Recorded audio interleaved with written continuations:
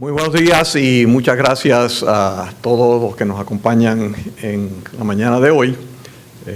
Queremos agradecer la presencia del señor rector, de decanos y profesores que están aquí acompañándonos a nosotros y sobre todo a nuestros estudiantes, a quienes le pedimos que vean estas conferencias como una conferencia no para que estén anotando datos o evidencia específica, sino que podamos pensar sobre algunas de estas cosas que a lo mejor no encontramos en nuestro diario vivir. Quiero explicar un poquito, porque alguien me dice, cuando vio esto me dice, pero ¿de qué tú estás hablando? ¿Y qué tiene que ver esto con nada? Bueno, pues el propósito es precisamente que pensemos en algunas cosas que a lo mejor no pensamos mucho normalmente, ya sea en los cursos organizados o sea en nuestra vida cotidiana. Y en ese contexto quiero explicar esta serie de conferencias que se van a llevar a cabo durante este semestre. Empezamos con la de hoy, que se llama Nuestra historia, nuestro futuro. Y cuando empecemos a ver eso, me van a pensar que yo estoy hablándole a las paredes. Pero estén conmigo un tiempito para poder desarrollar esto. Esta primera es para crear una conciencia de dónde estamos situados nosotros, como personas, en nuestra historia, una historia que es amplia, de billones de años. Y eventualmente en espacio también, un espacio que es inmenso en nuestro universo, y por eso comenzamos con esta concepción amplia de dónde estamos. Y después rápidamente entramos reduciendo ese foco en términos de espacio, el universo inmenso, y venimos aquí a nuestra isla de Puerto Rico, el tiempo inmenso, y venimos al presente de nuestra existencia aquí. Ahí entramos entonces a ver algo que lo planteo como reto mayor, una visión de no billones de años, sino 10 años. Y por eso se llama Puerto Rico 2028, dentro de 10 años. ¿Qué visualizamos? ¿Qué podemos visualizar? ¿Qué podemos anticipar? Si algo, porque las cosas están cambiando tan rápido que a lo mejor no tenemos la capacidad para hacerlo.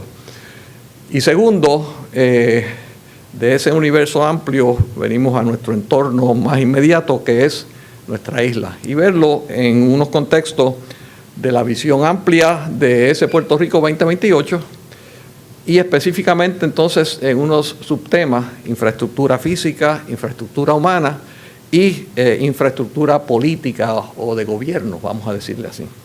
Así es que con eso trato de explicar lo inexplicable, pero vamos a comenzar con algo que nos une a través de todo ese amplio tiempo, que es que los humanos nos hemos hecho ciertas preguntas a través del tiempo, desde tiempos que comienza el género y la especie de Homo sapiens. ¿Dónde estamos? A veces no nos preguntamos eso inmediatamente, pero el ser humano se ha preguntado esto a través de todo el tiempo. ¿De dónde venimos? ¿Qué somos? ¿Y hacia dónde nos dirigimos? Que eso obviamente implica futuro. Y vamos a repasar algunas de estas preguntas.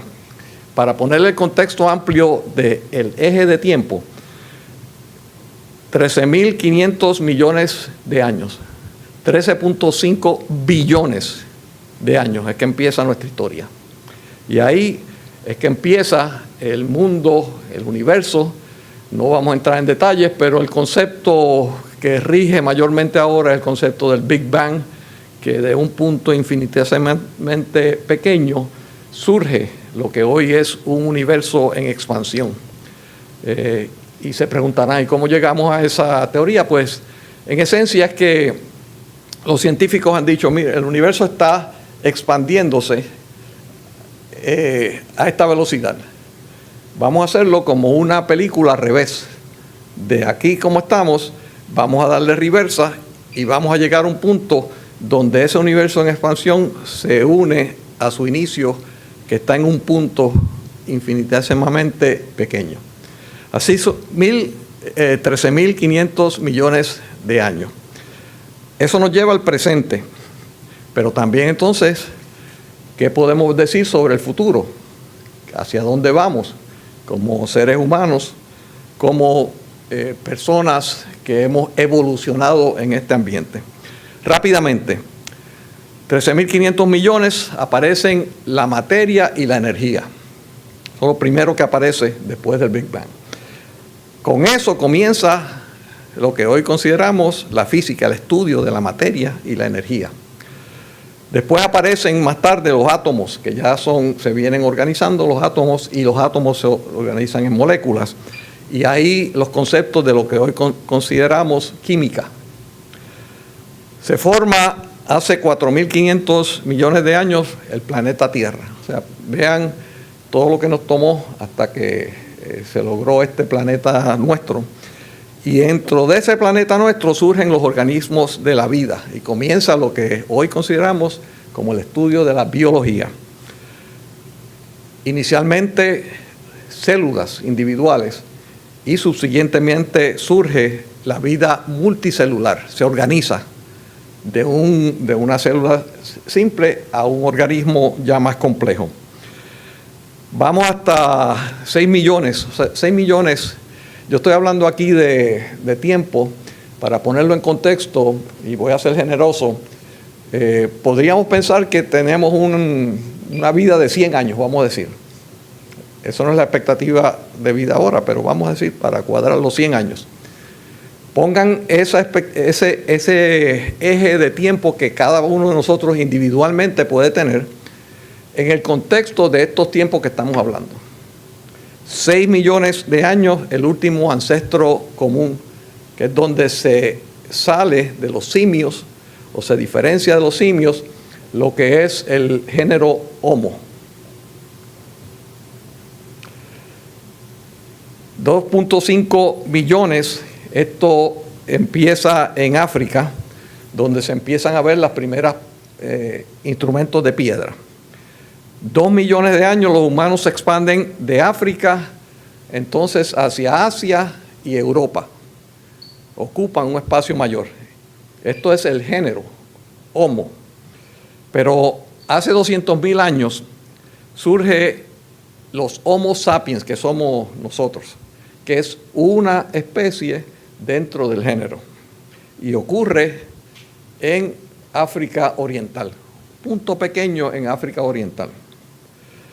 La revolución cognitiva es donde se cambian muchas de las cosas, porque surge lo que diferencia en realidad a ese ejemplo del ser humano, es que puede pensar de cosas que no son necesariamente realidad. Por ejemplo, no es el micrófono, sino que puede pensar en las ondas que ese micrófono transmite, que no se ven, no las podemos cuantificar con una experiencia objetiva, pero que surgen del pensamiento, de la capacidad de pensar cosas en nuestra imaginación. Mientras tanto, ese género sapiens se sigue distribuyendo a través de la Tierra. Se asientan los sapiens en América, cruzan un puente que hoy está entre Rusia y Alaska, el estrecho de Bering, en un momento dado sólido, y cruzan y empiezan a poblar a las Américas. 13.000 años se extingue el Homo floresiensis, que es entonces el último de las especies que no es Homo sapiens, que se extingue y queda solamente Homo sapiens, quedamos nosotros. 13.000 años. 12.000 años, entonces comienza la revolución agrícola, se domestican las plantas, los animales, se establecen asentamientos permanentes, que antes éramos tribus nómadas, que íbamos cazando, íbamos cogiendo lo que encontrábamos en el camino. Así que eso es un cambio fundamental. 5.000 años comienza lo que se ha caracterizado como la unificación del ser humano. Y vamos a explicar esto un poquito más, pero son los reinos, la palabra escrita y el dinero. También aparecen las religiones politeístas en ese momento.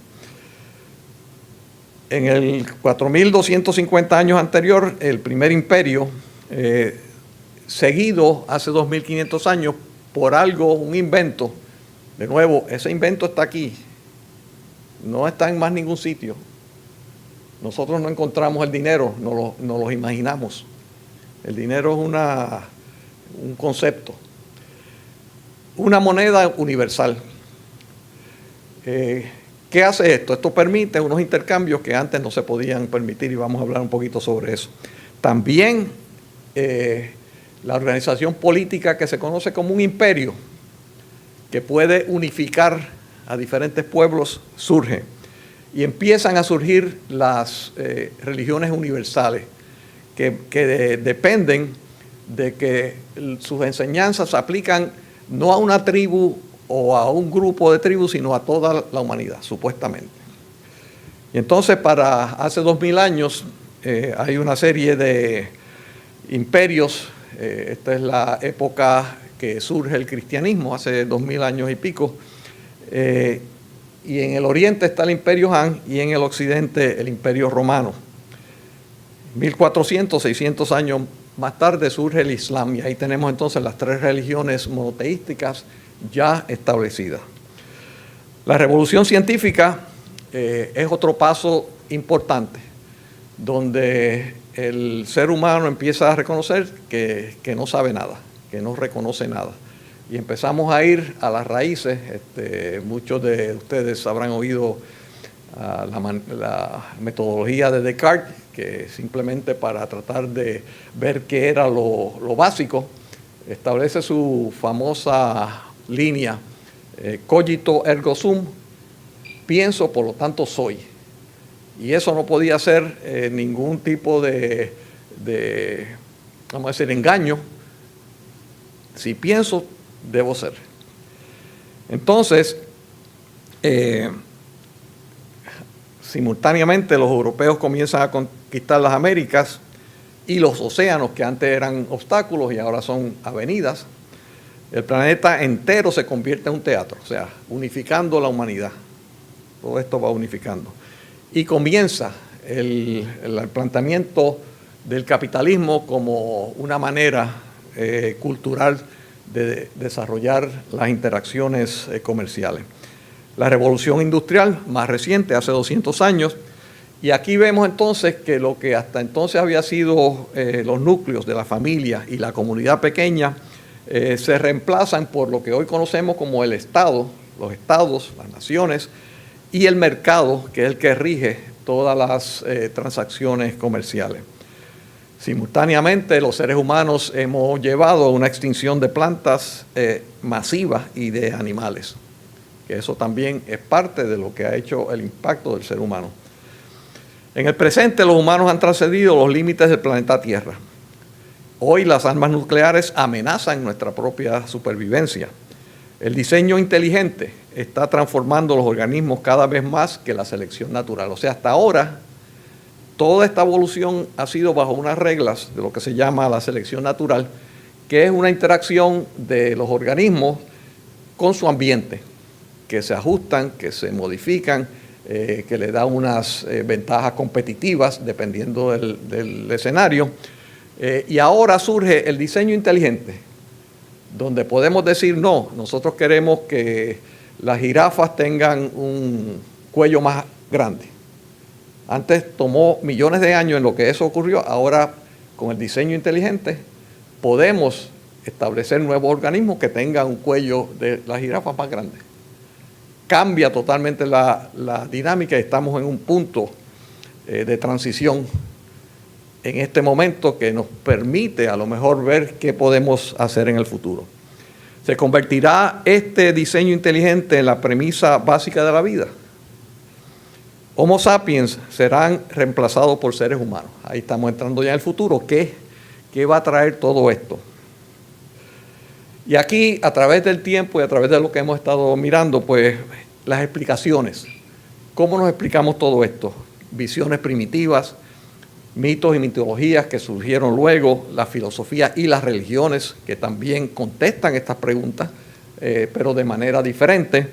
El humanismo como un desarrollo más reciente para contestar estas mismas preguntas, y la ciencia que también establece la diferencia de cómo explicar todas estas preguntas desde un punto de vista dogmático o desde un punto de vista de evidencia o prueba, que son cosas que tiene el ser humano a su disposición. Y podemos decir que en esta trayectoria nuestra raza de los seres humanos hemos conquistado al mundo hasta ahora. La revolución cognitiva, como hemos visto, la revolución agrícola, la unificación de la humanidad con unas culturas basadas en ideas comunes. De nuevo, recuerden, ideas, nada que esté ahí una ley que lo garantice, como la moneda, los imperios y las religiones, la revolución científica y la revolución industrial. Y cuando hablamos de la unificación del ser humano, que comienza con unas pequeñas familias pequeñas que se unen en tribus, hacia la unificación en todo nuestro planeta del ser humano, el Homo sapiens evolucionó a pensar en términos inicialmente de nosotros y los otros. Y ese es un concepto que lo vemos, que todavía tenemos remanentes de eso. Identificamos nuestro grupo y el resto del mundo son los otros. Con el advenimiento de la revolución cognitiva empezaron a cooperar regularmente nosotros con aquellos que eran los otros. Al colaborarlos, pues se convierten en nosotros. Durante el primer milenio antes de Cristo, por primera vez, se visualiza el mundo y la raza humana gobernados por un esquema de leyes singular. Pues empezamos a ver que todos somos Homo sapiens, seres humanos, y que potencialmente, pues por lo tanto, todos somos nosotros, potencialmente. Aparecen las órdenes universales, las culturas, en lo económico, en lo político y en lo religioso, como mecanismo de unificación y colaboración. Vuelvo a recalcar, todo esto en nuestras mentes, en nuestra cabeza. No hay leyes en ninguno de estos sitios que uno pueda decir que son leyes naturales. No. Todo es invención nuestra. Hace 70.000 años la revolución cognitiva permitió que el sapiens comenzara a hablar de cosas que solo existían en su imaginación. Antes era todo bien objetos, una piedra, el río, cosas que no existían excepto en la imaginación. Los sapiens controlan el mundo porque solo ellos pueden tejer una red de significados intersubjetivos. O sea, yo tengo unos conceptos que son subjetivos míos, pero cuando tú empiezas a comunicar esto con otros y llegan a unos acuerdos de esa realidad subjetiva, entonces estamos hablando de relaciones intersubjetivas, que son una red de leyes, de fuerzas, entidades y lugares que solo existen ahora en una imaginación común. Antes era individual, ahora es común. Y aquí vemos tres tipos de realidades. La realidad objetiva, cosas que existen independientemente de nuestras creencias y sentimientos. Ese micrófono existe, esa puerta existe, querramos reconocerlo o no. La realidad subjetiva, por el contrario, depende de nuestras creencias y sentimientos. Ya nada, no está anclado en la realidad, sino en lo que creemos o en lo que construimos en nuestras mentes. Y la realidad intersubjetiva, que es el tercer paso, es que compartimos esa percepción subjetiva que nos permite colaborar. Porque si todos estamos de acuerdo con una realidad que puede ser subjetiva, pero entonces eso nos permite que colaboremos. Son imaginarias. Toda cooperación a gran escala entre humanos está basado, a fin de cuentas, en las creencias de estas órdenes imaginadas. Estas son un conjunto de reglas que, a pesar de que solo existen en nuestra imaginación, la consideramos tan reales e inquebrantables como la fuerza de la gravedad. O sea, no es que no sean reales, son reales, pero son imaginadas. Estas órdenes universales es lo que nos permite entonces cooperar y organizarnos de manera cada vez más complejas. Y son unos sistemas de valores y normas humanos, económicos, políticos y religiosos, y voy rápidamente a pasar para describir esto. En lo económico, monetario, el dinero es un medio universal de intercambio que permite convertir cualquier cosa en otra. Okay. Anteriormente, antes de la invención del dinero, si yo tenía una vaca, pero quería 10 barriles de chinas, pues tenía que llevar mi vaca y llevarla ya al que tenía los barriles de China y intercambiarlo. Pero si era muy lejos, pues entonces no podía intercambiarlo. Si yo quería, en vez de China, toronjas, pero no habían toronjas, pues entonces era un problema. Lo que hace esto es que el concepto del dinero permite un intercambio, está basado en un sistema de confianza mutua. Por ejemplo, ustedes abren su cartera ahora y tienen $1. Usted va a cualquier sitio y puede comprar algo con ese $. ¿Por qué? Porque la persona que recibe el $, piensa que eso tiene un valor. El valor intrínseco de eso básicamente no es $1, porque es un papel. Es lo que significa. Es lo que significa que todos aceptamos. Porque si algunos no aceptan eso y yo voy a comprar algo y me dicen, no, eso es un papel, yo no te voy a aceptar eso.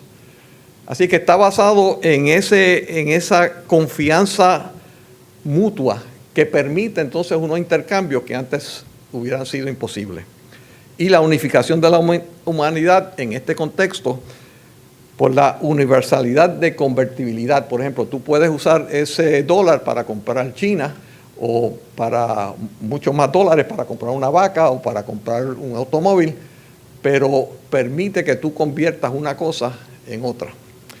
Y la confianza. En el momento que un grupo significativo diga, no, eso es un papel, yo no lo voy a aceptar, se cae el sistema. Por otro lado, en lo político es, aquí dice imperial, pero vean el concepto imperial no con sus connotaciones negativas que las tiene, pero son la organización política más común en los últimos 2500 años. La mayoría de los humanos han vivido bajo un imperio durante todo ese periodo, incluyéndonos a nosotros. Es un ordenamiento político con dos características. Uno, que rige, que controla, que organiza una cantidad significativa de lo que pueden ser pueblos diversos. O sea, pueblos que tú defines por la tribu o defines por la genética, la nación, que pasan a una identidad cultural distinta y que cruza fronteras a lo mejor tradicionales.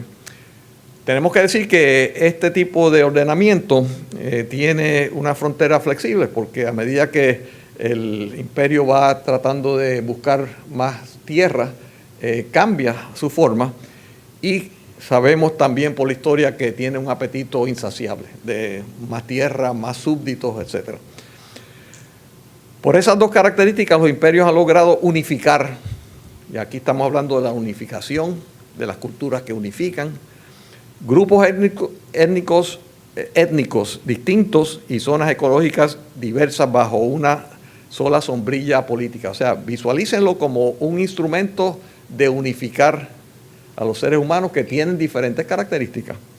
El imperio se define únicamente por su diversidad cultural y sus fronteras flexibles, y no por el lugar de sus orígenes, la forma de gobierno, su extensión territorial, etc. Hoy la mayoría de nosotros habla y piensa y sueña en idiomas imperiales que fueron forzados sobre nuestros ancestros a punta de espada. El español vino de los conquistadores españoles, el inglés viene de los conquistadores norteamericanos. Son lenguajes que hemos adoptado, pero que tienen su origen en este concepto imperial. Todo parece indicar que en el futuro también la mayoría de los humanos vivirá en un imperio pero este será un imperio verdaderamente global. O sea, estamos hablando un poquito del futuro. ¿Cómo va a ser esto al futuro? Pues podemos visualizar que a lo mejor eventualmente entremos en lo que sea un imperio global bajo unos conceptos unificadores. El nacionalismo, que es lo que vemos hoy mayormente en las naciones, los países separados, basados en el concepto de sangre, de genética, de los franceses, los alemanes, los chinos, Han, etcétera, se transmite ese concepto de nación a través de ese concepto también imaginado de la sangre. Está perdiendo adeptos. Más y más personas entienden que el ser humano es la fuente legítima de la autoridad política, o sea, el ser humano en general, en lugar de los miembros de una nacionalidad particular. Igualmente, el salvaguardar los derechos humanos y proteger los intereses de toda la especie humana debe ser el norte de la política. O sea, estamos hablando aquí que una regla, vuelvo a repetir y valga la redundancia, imaginada, de que todos debemos seguir unas reglas comunes y no dividirnos por nacionalidades. Es decir, emergen los problemas esencialmente globales. O sea, hemos adelantado a ver que muchos de los problemas ya no se limitan a una extensión geográfica específica o a un tipo de entendimiento cultural, sino que deben aplicar a toda la raza humana. En el 2014, y hoy también, el mundo todavía estaba fragmentado políticamente, pero los estados nacionales estaban perdiendo rápidamente su independencia. Ninguno de ellos hoy, aunque hay tendencias, y me refiero a Estados Unidos específicamente con la administración de Trump, estados nacionales estaban perdiendo rápidamente su independencia. Ninguno de ellos puede ejecutar políticas públicas económicas independientemente, declarar y pelear guerra como quieran, como tampoco manejar sus asuntos internos de la manera que entiendan. O sea, ya el Estado tradicional nacional ya ha perdido muchas de sus características y una de las poderosas corrientes de capital, mano de obra, información, están moldeando al mundo cada vez más obviando las fronteras y opiniones de los estados nacionales. Los estados nacionales tenemos que decir que están perdiendo poder, influencia ante lo que son unas tendencias globales. Y esto nos dirige posiblemente hacia una cultura política global. Otras órdenes, de nuevo, para unificar nuestro entorno humano, son las religiones. La religión es una herramienta para preservar el orden social y para organizar la cooperación en gran escala. Y aquí entonces, de nuevo, en las religiones, los que creemos en la religión que sea, tenemos unos conceptos comunes que adoptamos, que creemos, y por eso es un instrumento de unificar. Se consideran unificadoras de la humanidad, proveen legitimidad suprahumana a las órdenes y estructuras sociales. Eso quiere decir que algunas religiones que establecen la presencia de seres suprahumanos comunican, y nosotros podemos compartir que ciertas leyes, reglamentos, maneras de actuar vienen de una autoridad que es suprahumana, no humana, suprahumana. Plantean que las leyes no son caprichos humanos, sino que son ordenados por una autoridad absoluta y suprema. Por lo tanto, las leyes fundamentales no permiten retos, porque lo está estableciendo un ente suprahumano. Esto, sin embargo, tenemos que entenderlo como que asegura estabilidad, porque si todos participamos y creemos esas cosas, que vuelvo a repetir, nacen de aquí, asegura esa estabilidad social.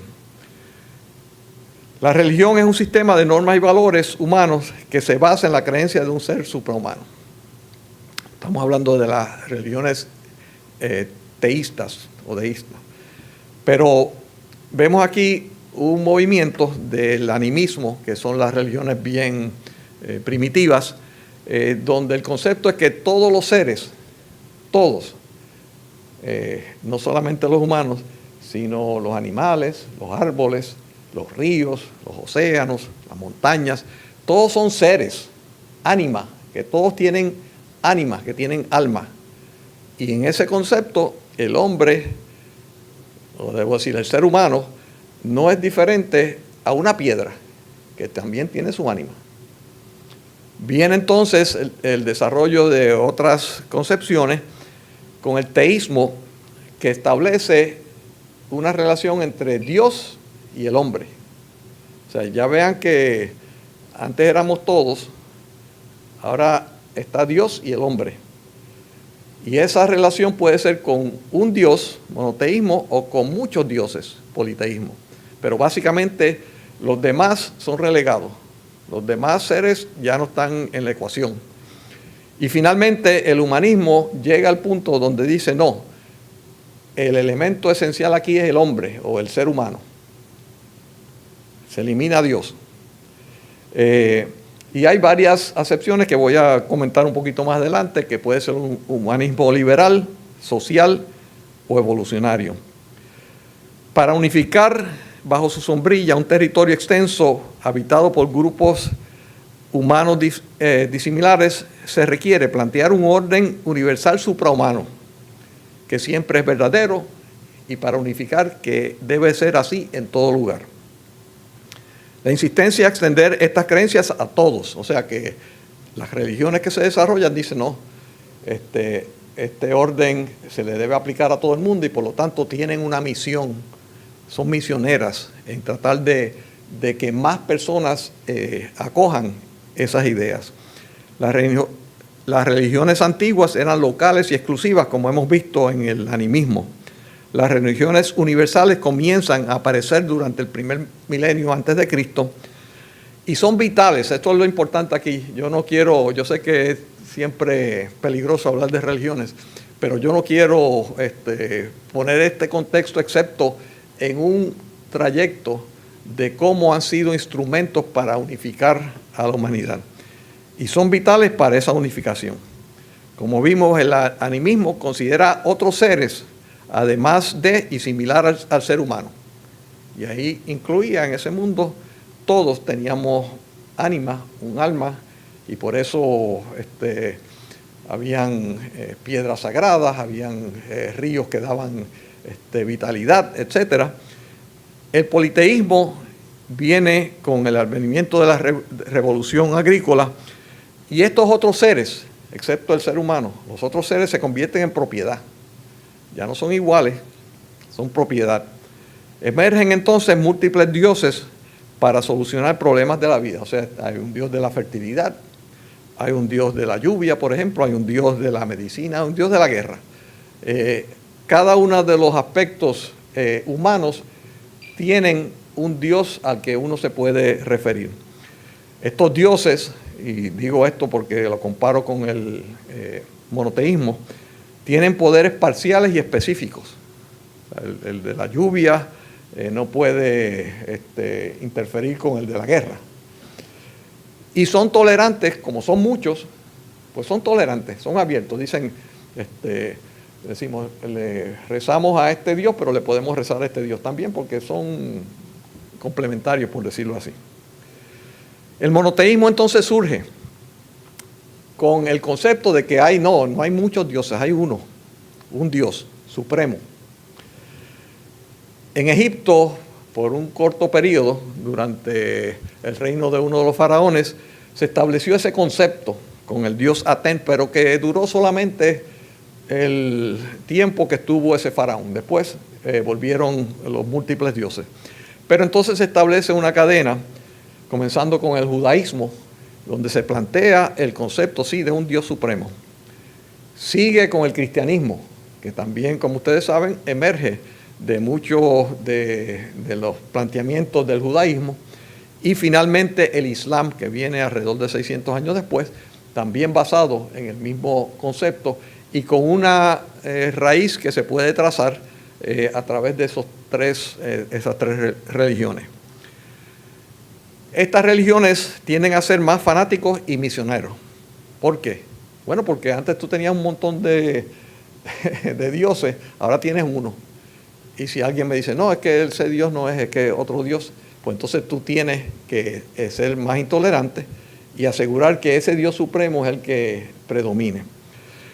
Y hay una tolerancia una tendencia a la intolerancia y a la eliminación de los no creyentes, que es una característica que, sin poner nombre, si tú no crees en este Dios o en esta religión, pues no te puedes salvar.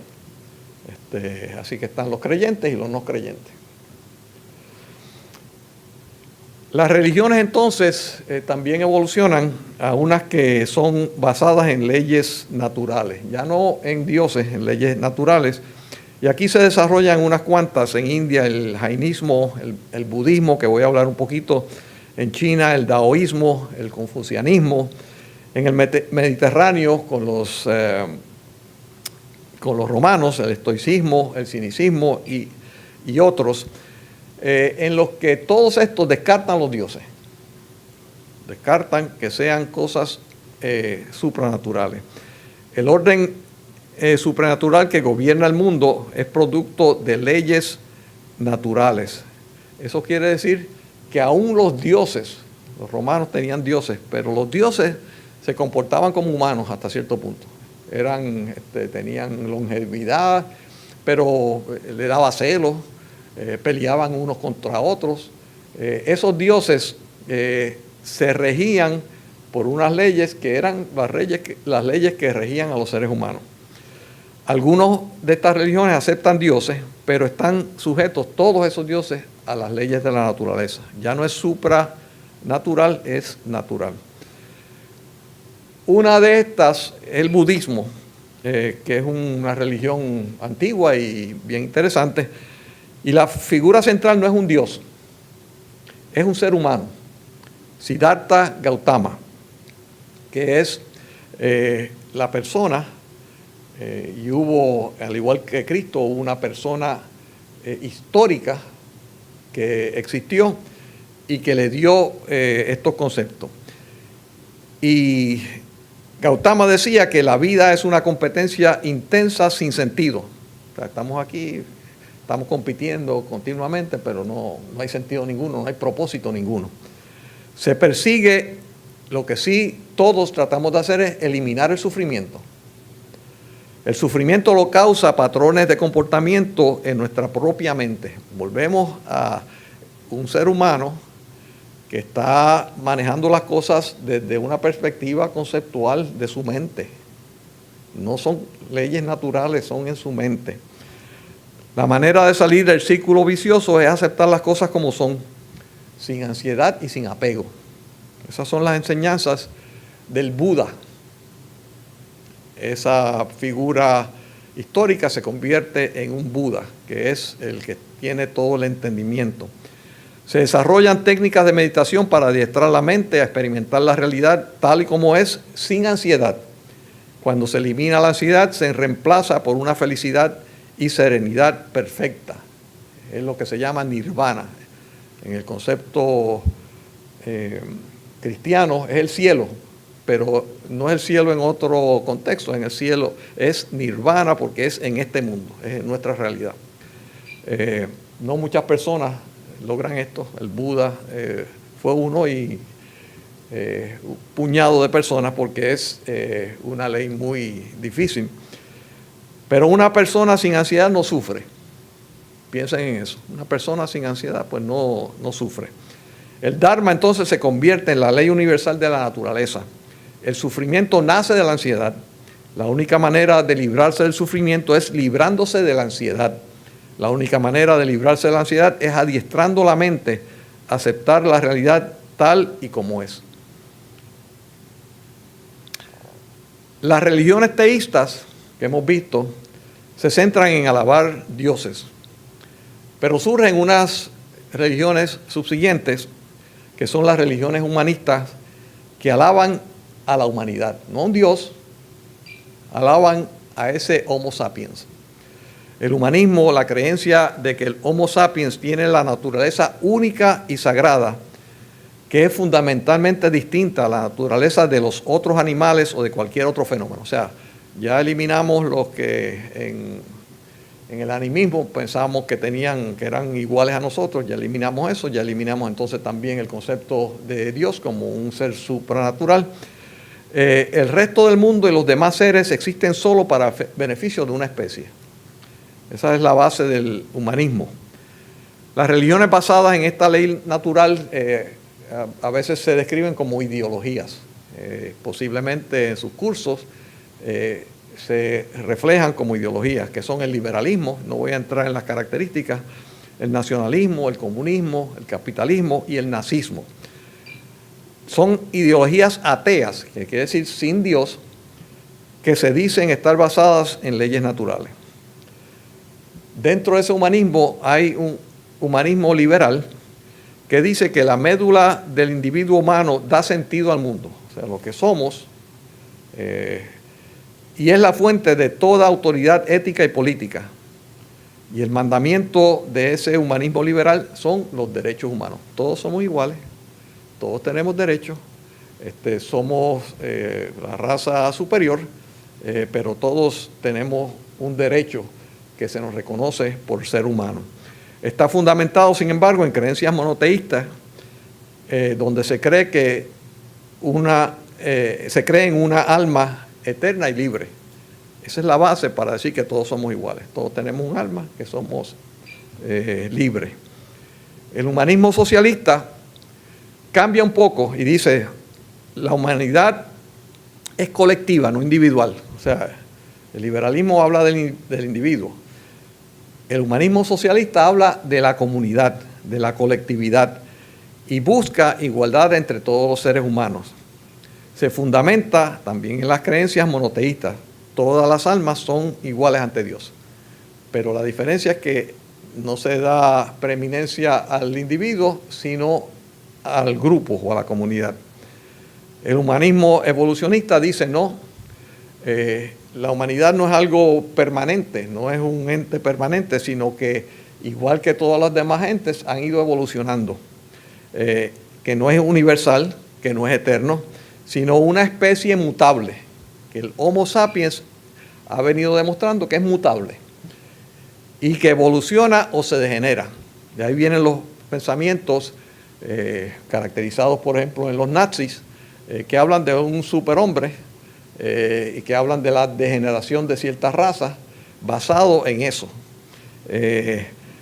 Los supremacistas blancos tienen esa concepción. Y todos dicen que los científicos buscan pero no encuentran el alma. Llegamos al presente, y esta es una historia de décadas. Se han disminuido las hambrunas, plagas, guerras, enemigos de la humanidad a través de todo ese tiempo. Estos son los enemigos clásicos de la humanidad. Por primera vez en la historia, en la alimentación mueren más por comer en exceso que por no comer. 2.1 billón está en sobrepeso, solamente 0.85 billones están malnutridos. O sea, esto es ahora. No hay hambrunas naturales, o sea, producimos suficiente alimentación para alimentar a todo el mundo y de sobra, sino que esas son hambrunas que vemos, por ejemplo, en algunos países de África, son políticas, son que no permiten que esa alimentación llegue a las personas, políticas, de nuevo, aquí, no es nada natural, es aquí. En las infecciones y epidemias, en el siglo XIV, la muerte negra, the Black Death, que mueren 75 a 200 millones. Es un cantazo. Más recientemente, a principios del siglo XX, la influenza española mueren 50 a 100 millones. Pero hoy en día la mayoría muere no de enfermedades infecciosas y plagas, sino que mueren de enfermedades crónicas. Por ejemplo, la viruela está eliminada. Las guerras, la mortalidad por violencia humana, que se puede caracterizar en las sociedades antiguas agrícolas, 15% de las muertes eran violentas por el ser humano sobre ser humano. En el siglo XX eso baja a 5% de las muertes. A comienzos del siglo XXI eso baja a 1%. O sea que a veces pensamos que vivimos en unos tiempos violentos. Mire, estamos viviendo en los tiempos más pacíficos en la historia del ser humano.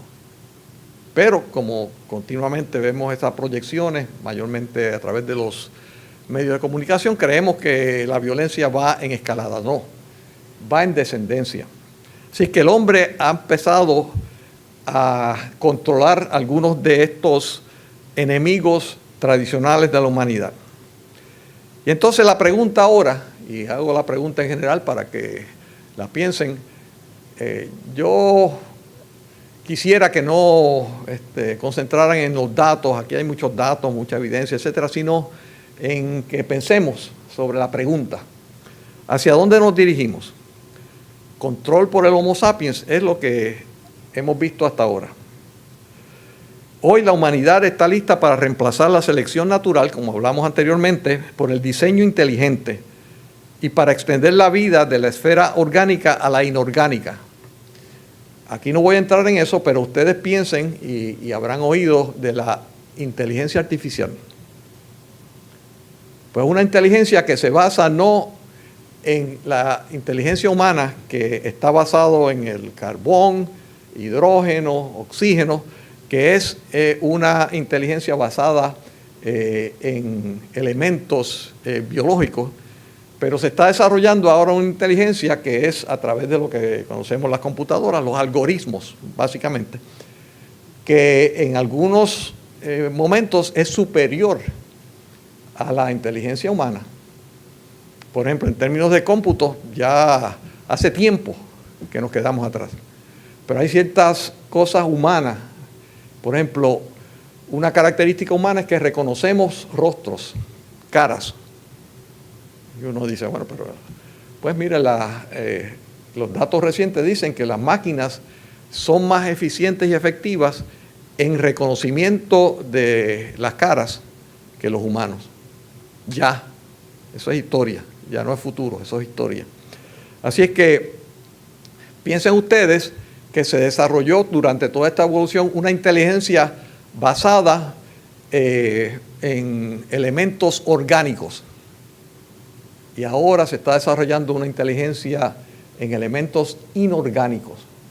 O sea que la inteligencia no necesariamente tiene que estar atada a la estructura orgánica. Se está desarrollando otra inteligencia. En el siglo XXI, el tercer gran proyecto de la humanidad será adquirir los poderes divinos de la creación y la destrucción y mejorar el Homo sapiens hasta convertirlo, y este es el concepto que puede ser chocante, en el Homo Deus. ¿Okay? Esto será el fin del Homo sapiens. Piensen cómo se va a unir esta inteligencia orgánica con la inteligencia inorgánica. Hace 70.000 años, antes de la revolución cognitiva, el Homo sapiens, como hemos visto, aún era un animal insignificante que ocupaba un rincón de África. Durante los milenios subsiguientes se transformó en el amo del planeta entero y luego en el terror del ecosistema.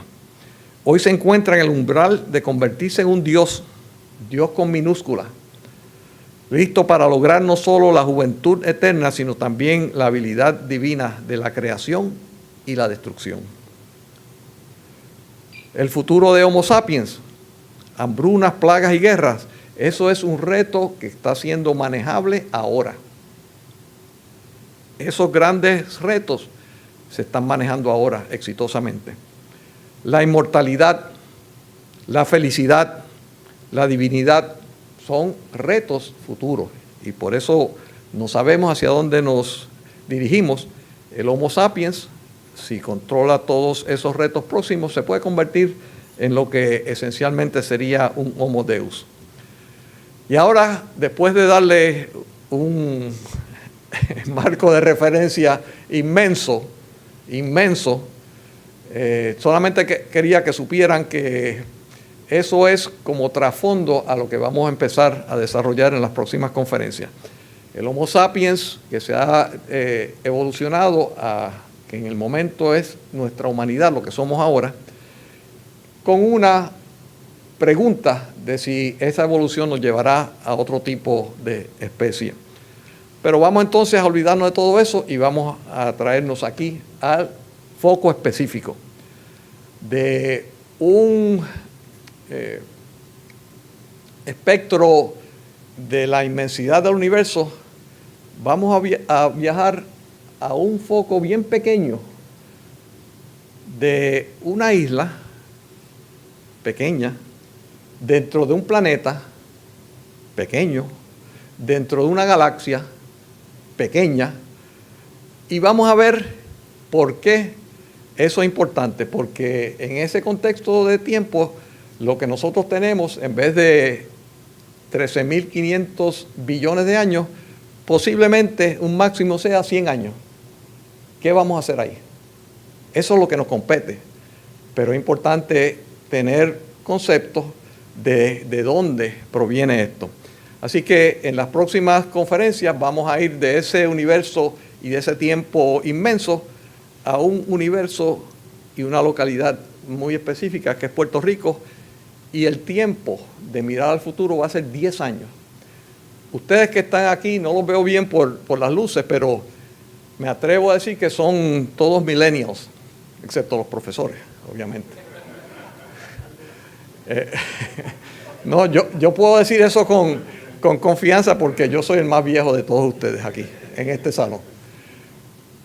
Pero si nosotros, esa generación que son ustedes, dentro de 10 años, no es mucho, piensen en 10 años, pero el mundo que ustedes van a estar viendo es totalmente diferente a lo que están viviendo ahora. Y lo que yo quiero plantearle en sus mentes es que piensen, y cuando estén desarrollándose, no piensen que se desarrollan solamente para ahora, porque entonces van a estar fuera de fase.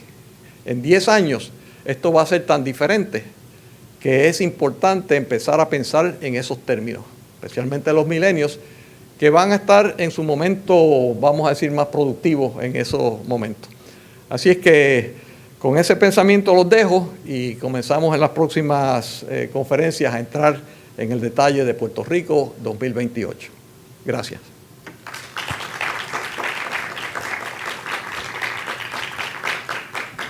Yo sé que debo haberlo aburrido y dejarlo medio aturdido, así que si hay algún tipo de pregunta, con mucho gusto.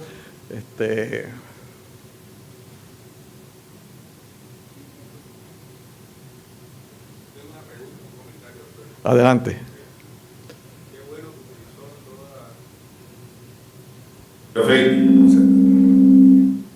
Sí, qué bueno que utilizó todo. Usted ha hecho una presentación extraordinaria porque ha logrado sintetizar el curso nuestro de humanidades en menos de una hora. Eso es lo que yo voy a dar. Eso es lo que el profesor Santiago va a dar en unos minutos que ya dio la clase y que vamos a dar. Pero lo importante, debo hacer una aclaración.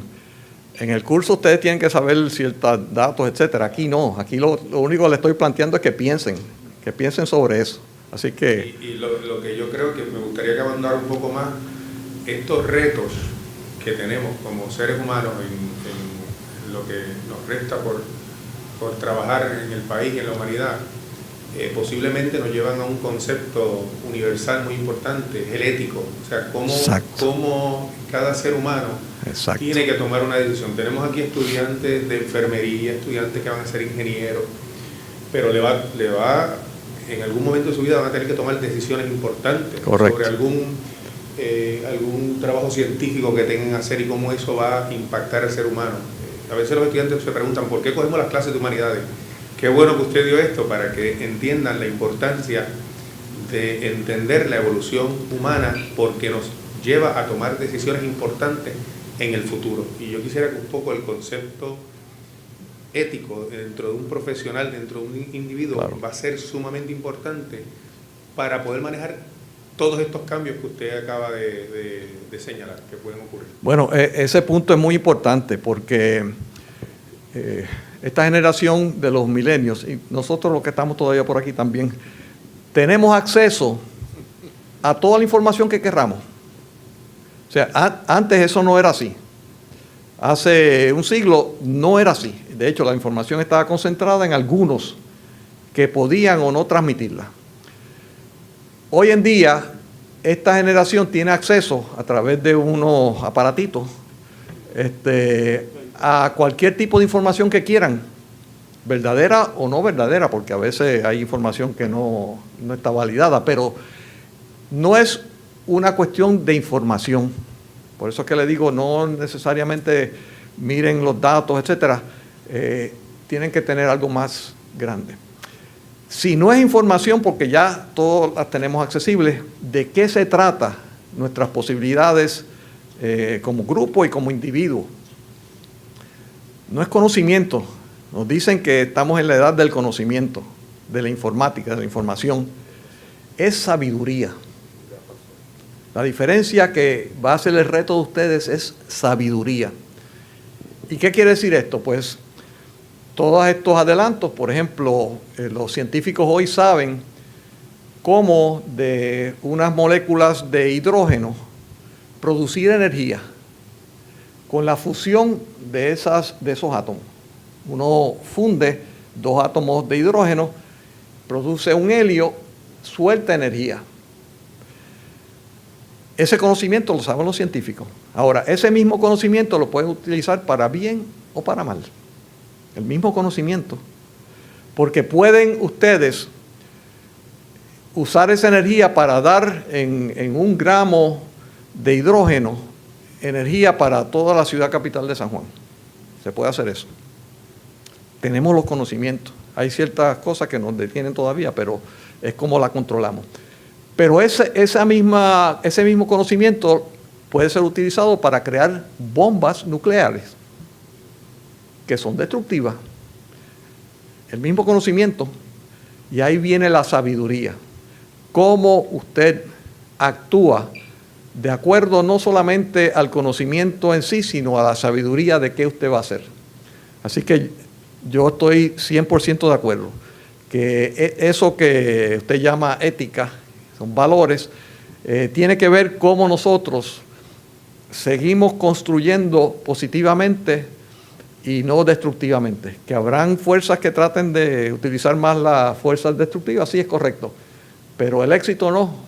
Hoy podemos, como dice ahí, seguir evolucionando a tener unas capacidades inmensas, casi divinas, por decirlo así. Pero también tenemos la capacidad de autodestruirnos. Y ahí viene la sabiduría. Así que ese punto es bien importante. Rector, sí. Buenas tardes. Voy a ser breve. Prometo serlo. El discurso es extraordinario, por supuesto. Así que gracias, doctor Rosselló, por provocar este espacio de reacción, ¿verdad?, y de pensamiento. No puedo evitar tampoco pensar de cuál es el rol de la universidad con respecto a estas realidades, hacia dónde vamos, por qué estamos aquí y qué es lo que tiene que ocurrir en la sala de clase de manera tal que podamos graduar a estudiantes más sabios, no especialistas, sino estudiantes sabios. Al día de hoy al menos sabemos que esa sabiduría podría ser definida en términos de un conjunto de conocimientos, un conjunto de destrezas y un conjunto de actitudes. O sea que no es una sola cosa.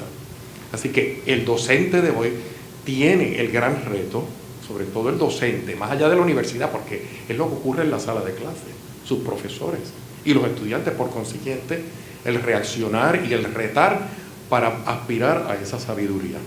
Así es que el discurso es ciertamente elevado, pero nos lleva a la realidad de en qué forma nosotros contribuimos a la formación de seres humanos sabios, éticos, conscientes, responsables, en fin, todo lo que se ha estado hablando por cierto tiempo. Así que muchas gracias por...